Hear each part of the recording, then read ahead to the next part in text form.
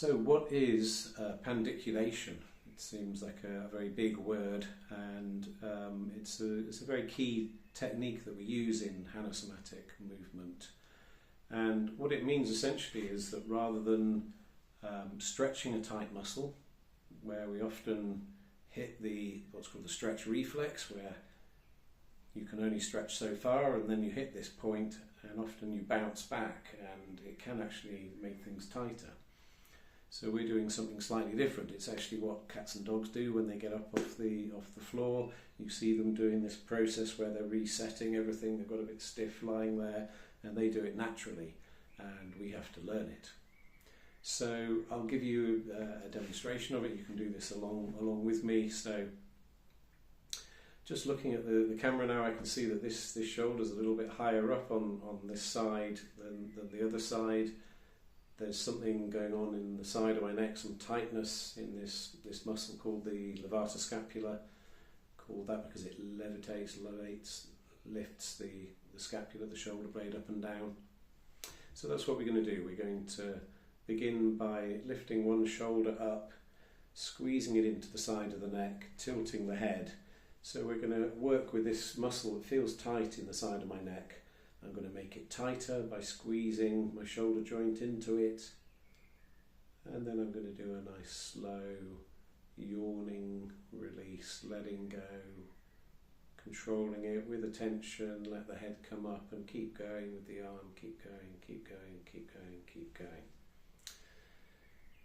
And you can probably notice it's already straight away dropped, so it looks more like the other side, which is the one that's in the more functional position. And that keep going is because so many of us live with our shoulders up by our ears. This is where we often hold a lot of our stress and tension, and we have to sometimes encourage the body not to just go into the habitual way that we hold it. That actually maybe this shoulder doesn't need to live up by my ear, and it can just relax down and be in a more functional place where the shoulder blade works better. So the first stage is the tightening, the second stage is the releasing, that slow yawning release, and then the third stage is this noticing, because it's a key part of our somatic movement is this awareness that it builds in our body of any unhelpful habits. And Thomas Hanna invented it, said if you can sense it, then you can change it. But if you're not even aware of the issue to begin with, then how can you change it? So we'll do another one on the same side so we can really feel what's happening. So again, squeezing the tightness and then doing this yawning, letting go, keep going, keep going, keep going, keep going, keep going, keep going. And then we notice again that third stage, and so what I'm noticing is, it's softening in the side of the neck. It feels a little bit easier to turn my head side to side, a little bit more open across the front. My arm is further back on the side of the leg. Let's do one more. Squeeze up, squeezing into the side of the neck, and then this lovely yawning, letting go, controlling it and noticing the muscles lengthening.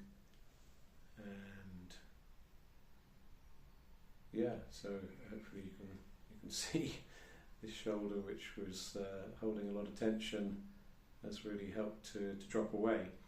So that technique, the pandiculation, is something that's used all around the body in somatic movement. We're squeezing into tight muscles, so maybe we're squeezing into the front of the body where we've got a bit short. And then that allows us to lengthen, bring the head back onto the top of the spine. We squeeze into the back of the body, and we lengthen, and we do the sides. In fact, we do all of the 6 movements of the spine typically in a somatic movement class to get us moving in all the directions in a better way. So that's a pandiculation, and if you haven't experienced somatic movement, come and try a class or one-to-one and see what it can do to help to get you out of your habitual ways of holding the tension in your body.